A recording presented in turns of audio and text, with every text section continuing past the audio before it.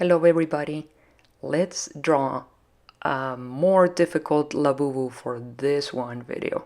In the previous one, I showed you how to draw a standing Labubu. However, any toy that is just standing up or any person, anytime you try to draw a person, the easiest pose to draw is just them standing up.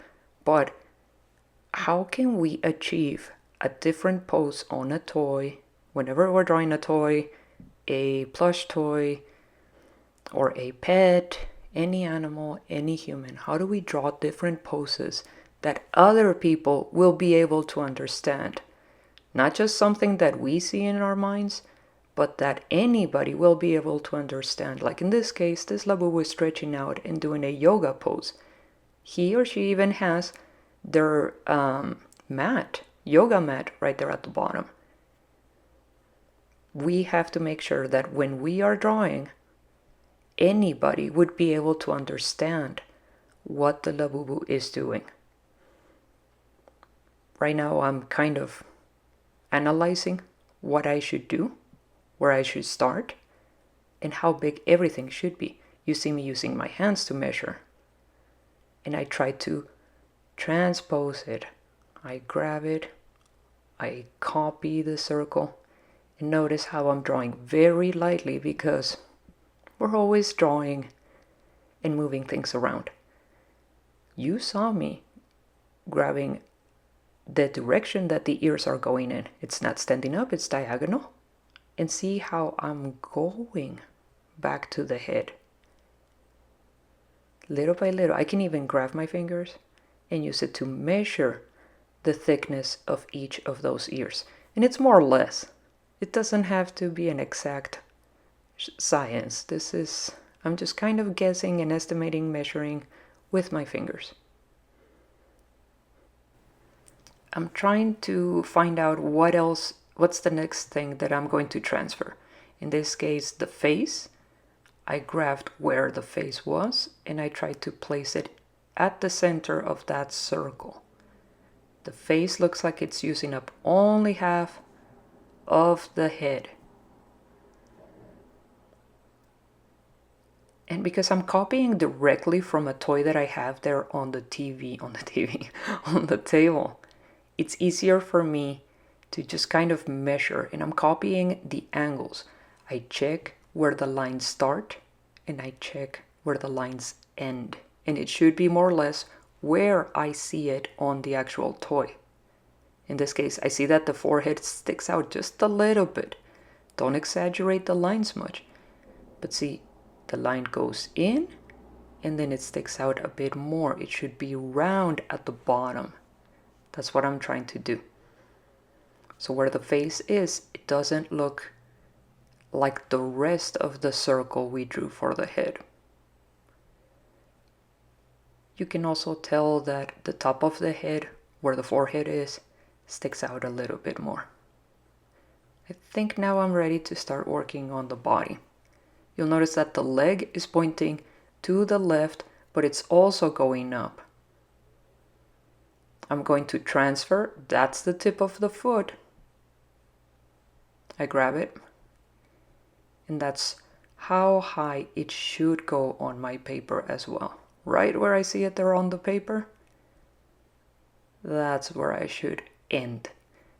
Now that I know where I should end, let's try and figure out the line that should be there in that distance between the foot and the body. I need two lines, and they kind of make a little gentle M, very gentle. The rest of it is just kind of the bottom of a circle, but not quite. I can just draw it, but it would be best if I figured out how low the line has to go. I copy the bottom where the belly should be, more or less. It's like under the head, and I know that the chin starts a little bit after the face. So I know that I have to now connect the dots and make them round. from toe to the little mark at the bottom of the paper, and then back to the chin. That's making sense. It's not perfect, but we're still working on it. Remember, we're still drawing very lightly because you might still have to move things around and figure a lot of things, analyze it, and change a lot of lines if they're still not making sense. It doesn't have to be perfect right now because we're still working on it. Let's work on the arm. We have to make sure that both the arm and the other leg land on the same floor. Can't have one hanging lower than the other. I'm measuring. And I think I imagine that the hand has to be flat on the floor.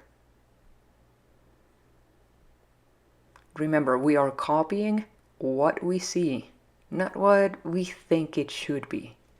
What we actually see. Now that leg, it has to be on the floor.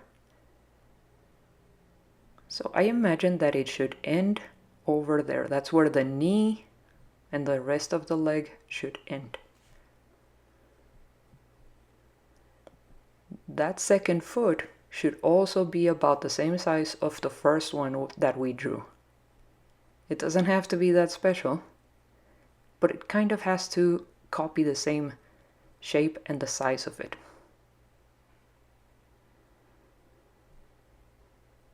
I think, that leg needed to be a little bit more pushed forward.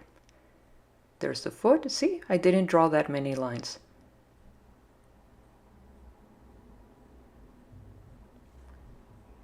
What will finally let people know that this is a Labubu are those characteristics that anybody can recognize the most.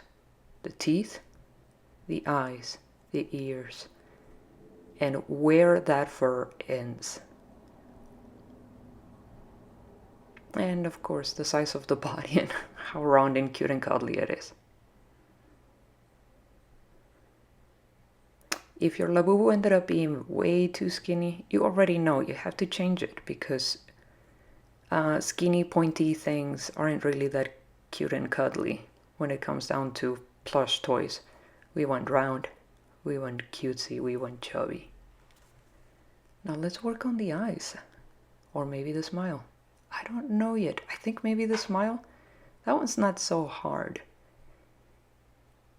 Try to draw only the teeth that you saw. In the last video we found out that they tend to have 9 teeth. So try drawing the 4 on one side or maybe the 5. Just remember it's an uneven number. Look at those eyes. We have 3 lines. Copy the direction that they're going in. And when you are ready, start drawing them. The eyes look like they're really using up all that space between the edge of the face and the teeth.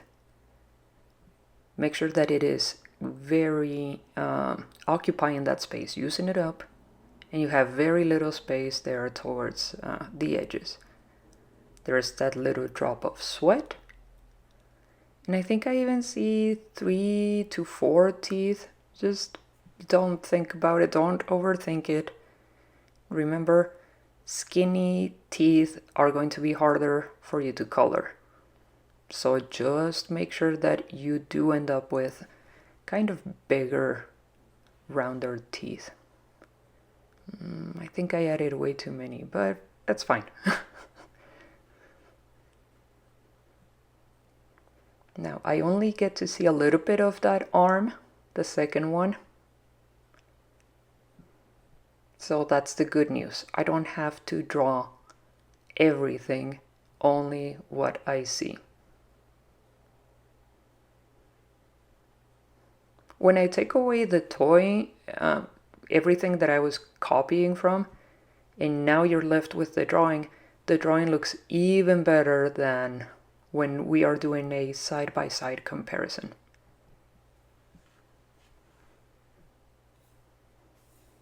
I'm still going to draw the mat, the yoga mat. I think that that's going to tell people and give them more information that, hey, he's working out, he's doing a yoga pose, we understand what this is. So sometimes drawing all the other accessories, all the other items, that's going to give people more of that information that they need to figure out what is happening, what it is that they are looking at. In the previous video, I showed you how to use markers to color it and make it look like fur. I thought that for this other drawing, I would use oil pastels, just kind of any brand as long as they are easy to blend. And that's what I did. I didn't use any black. I wanted to use gray for those darker shadows. And I didn't trace all the outlines with gray. I only put it wherever I imagined the shadows to be. You can try and test it out first on another sheet of paper, whichever way. That is it for today. I hope that you enjoyed it and you learned something. Don't forget to keep practicing the techniques that I show you in the videos. I will see you next time. Bye bye.